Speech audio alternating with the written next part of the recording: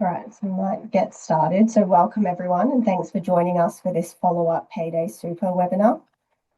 My name is Arna and I'm a manager in our business advisory team, and I'm joined by my colleague Simone Rosengren, the manager of our management accounting and bookkeeping team. Thank you for taking the time to be with us today. We begin by acknowledging the traditional owners of the land on which we meet today, which for us is the land of the Yuggera and Turrbal, and pay our respects to the elders past and present. We extend that respect to Aboriginal and Torres Strait Islander peoples here today. Just before we continue, a reminder that today's session's general information only. It shouldn't be relied on as advice for your specific circumstances. So we're now only a couple of months out from the start of Payday Super. Knowing it is coming is no longer enough. Implementation now needs to be done. What matters now is whether your processes actually work under real conditions. In our first session, we covered what is changing and how to prepare for the Payday Super changes. Today, we'll be building on that by focusing on how Payday Super will work in practice. We'll walk through the process changes involved, governance considerations, and some of the common challenges employers may face during the transition. Before we get started, we know that this is a complex and evolving area, and you may have some questions, so feel free to pop your questions in the Q&A section in Zoom. Towards the end of the webinar, we will go through as many as we can, and if we don't get to your question, we'll follow up with you after the session via email. So now hand back to Simone to take us through implementation and common issues. Thanks, Anna. So we just wanted to start with three myths that we've been hearing quite a bit. The first is that there is a grace period. The second is that software will automatically solve everything. And the third is that the ATO won't really enforce this at the start. So we'll go through each of those themes today because I think they can create a false sense of comfort and leave businesses quite unprepared. So under Payday Super, it stops being a later payment process and becomes part of the live pay run. From 1 July 26, Super is calculated as 12%, so that hasn't increased, of what's called qualified earnings or QE. And that needs to reach the fund, the employee's super fund, 7 business days after payday, unless a limited extended timeframe applies. So what that means in practice is that the risk now sits across the whole chain. So it's not only the payroll having to be finalised, it's a super batch that needs to be prepared. Approval of the super needs to happen. Payment has to be released, so cash needs to be available. Many software providers create a direct debit for you once the approval's been done, but if you're using an external clearinghouse, there might be other steps involved. The clearinghouse or the provider has to process that payment, and finally, the fund still has to receive and allocate it to the employee fund. So this is no longer just a quarterly compliance task. It actually becomes part of payroll operations and internal controls for every pay cycle.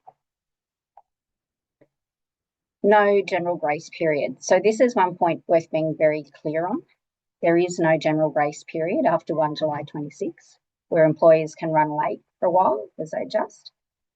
What the ATO has said is that it will take a supportive first-year compliance approach. So for employers who are genuinely trying to do the right thing and fixing issues quickly. So that's not the same as saying that the deadline moves. The standard rule is that super must be received by the fund within 7 business days of payday. So for out-of-cycle or ad hoc payroll, funds don't have to be in the employee fund within 7 days of that payment. Processing of this super can be included with the next regular pay cycle. There are a few limited exceptions to the 7-day rule. So, for example, the first contribution for a new employee or the first contribution for an existing employee to a new fund, they can have an extended time frame of up to 20 business days after that relevant payday. But the better approach is to assume that this starts properly from day one and just make sure your process is ready before July rather than hoping for some extra time afterwards. Payroll timing and super timing. So if a pay run that was meant to be on a Wednesday is actually paid on a Friday, then Friday becomes the payday and the 7 business day window runs from there. So it's the day that you've actually run your regular pay cycle. So a late pay run doesn't automatically mean that super is late as well. But practically, every delay reduces your administrative buffer. So you still need time for approvals, clearing, correction of errors, and for the fund to actually receive the contribution. So that's why repeated payroll delays matter. If payroll is always being finalised late, there's much less room to deal with problems before you get into any sort of compliance risk. Is your provider ready? So providers have been working through a lot of change, but the key message here is that for you not to assume that your current process will work exactly the same way from 1 July. It's not just about pressing a button. So questions to ask software providers are practical ones. Things like, will QE calculate correctly? How long do payments take from payroll through to the fund? What's the real approval cutoff? And by that I mean, when do you need to process the super for contributions to have time to actually land in the employee super funds? Where do errors show up? What happens if something rejects? So this is really about understanding your end-to-end process and not just ticking off that your software says that it's Payday Super ready. A system might support the rules in principle, but if approvals happen late or there's visibility, poor visibility over errors or no backup approver, you can still miss the deadline. So it's really worth paying attention to provider updates. They're running lots of webinars, sending out lots of information over the next couple of months. A lot of payroll and super platforms are still refining their functionality around QE, around approvals and the status visibility. So employers should be checking what's available now and what's still to come. Contractors, QE and pay items set up. So QE is the new base that the ATO will use from 1 July. For many employers, the bigger issue won't be the formula itself, it will be whether the pay items underneath it are set up correctly. So if the mapping is wrong, the software can still calculate the wrong answer. So higher risk areas are usually things around labour-only contractors who are treated as employees for super, salary sacrifice, commissions, bonuses, some allowances.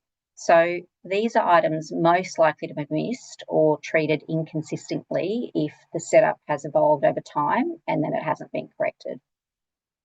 What does it mean for labour-only contractors? So from the day you pay their invoice, the 7-day rule applies and the super must be in the contractor's super fund by that 7th day. So you need to ensure that you're processing their super on the same day that you're paying their contractor invoice. So this is all testing that it's all testing that should be done before go live. Run pay samples, look at the QE result, check whether the super comes out and makes sense. Provider tools will help, but they won't replace that review. New employees, stapling and self-managed super funds. For new employees, the staple fund rules still apply. So Payday Super doesn't change that. So if a new employee doesn't make a valid fund choice when they're onboarding, employers must request that staple fund detail from the ATO. So you should only be using the default fund if the ATO says that there is no staple fund in place for the employee. Some employee self-onboarding tools can help with that step, which is useful, but employers still need to know whether that request is actually happening in their process. So it's easy for people to assume the system's doing it when maybe it isn't. The first contribution to a new employee or a new fund does get a 20 business day window, which helps, but it still makes sense to get the fund details sorted early. Self-managed super funds are another risk point. So if you some existing ESA or electronic service address providers are closing on the 30th of June or won't be supporting Payday Super. So if you do have employees who have a self-managed super fund, check the ESA, the bank details, and the messaging now rather than finding out through a rejected contribution later. Under SuperStream 3.0 and Payday Super, rejected contributions will come back sooner, which is helpful from a visibility point of view, but it also means that there's a lot less time to fix them. So super funds will have 3 business days instead of the current 20 to allocate or return contributions they can't process. So someone really needs to be checking for errors every day, and there needs to be a clear process for who corrects the data, who reads, submits it, and who escalates if something's stuck with the clearinghouse or fund. So this isn't just an admin issue anymore. If a rejection sits for a few days without anyone dealing with it, it can become a compliance problem very quickly. Who's accountable each payday? So a key shift under Payday Super is that the timing risk sits with the employer. So even if the clearinghouse is involved, the employer is still exposed if the contribution doesn't reach the fund in time. So the payroll person or team doesn't own this alone. Payroll may prepare the file, but someone still needs to approve it, release the payment, and monitor the outcome. So in a lot of businesses, the current process relies too heavily on one person who just knows how it works. Under Payday Super, that is a real risk. If that person's away or unavailable, there needs to be backup coverage and clear ownership.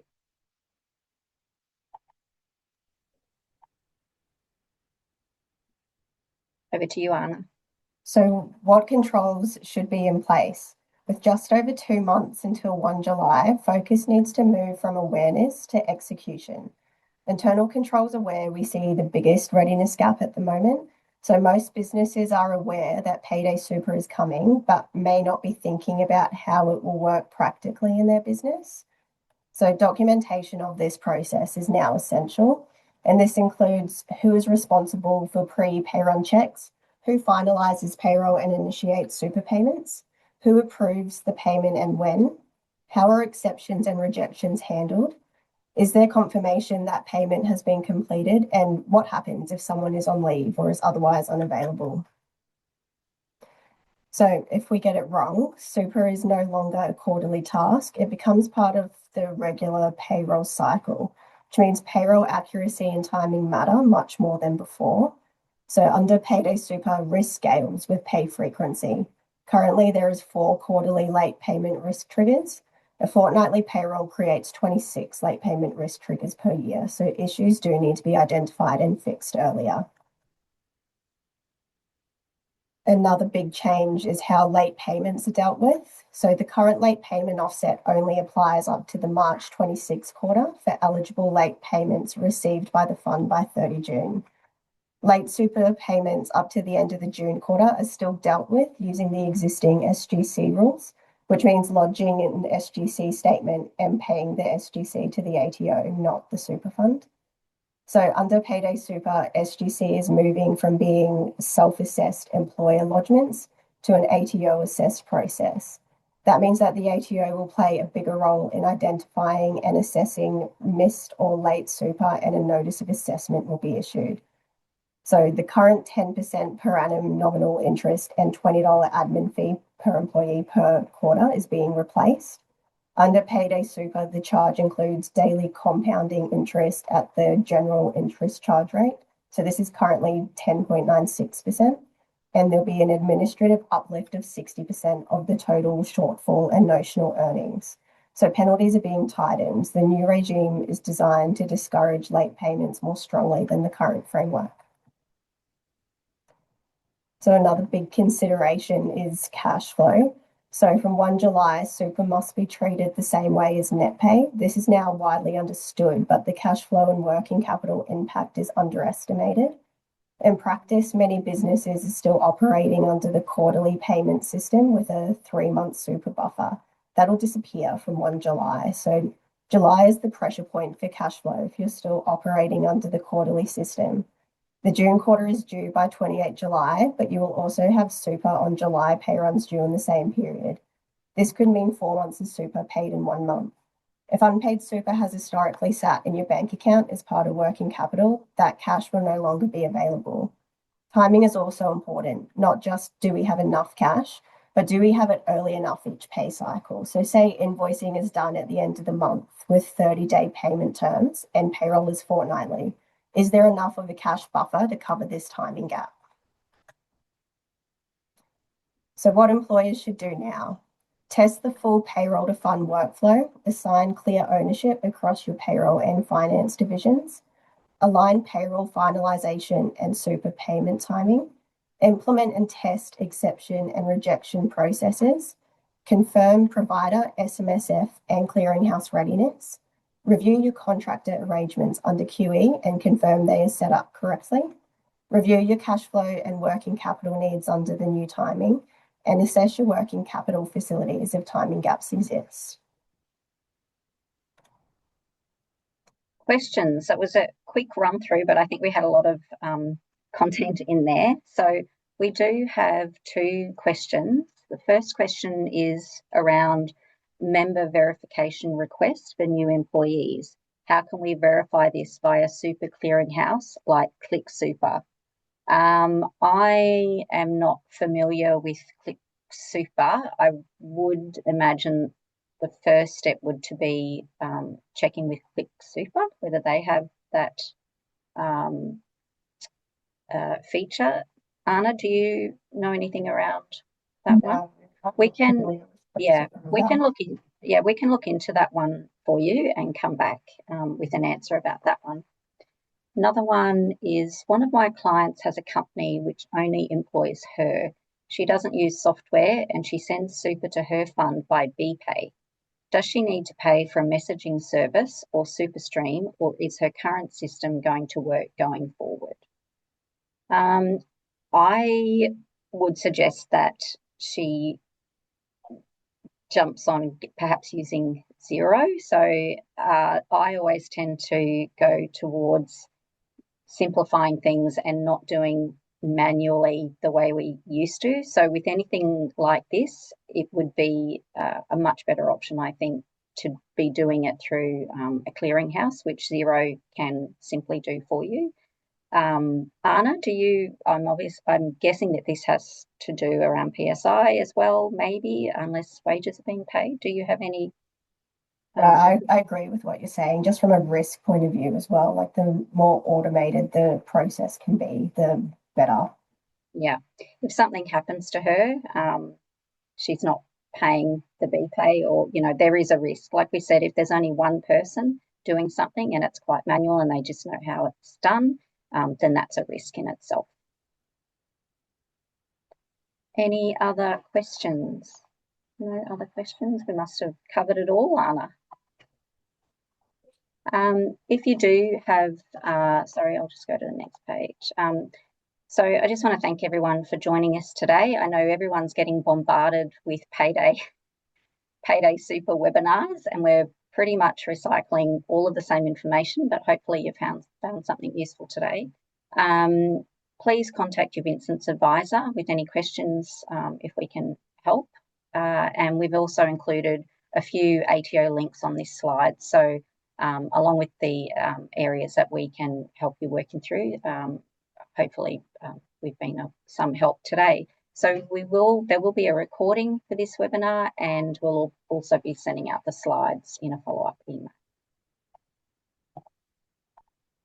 Thank you. Thanks, everyone.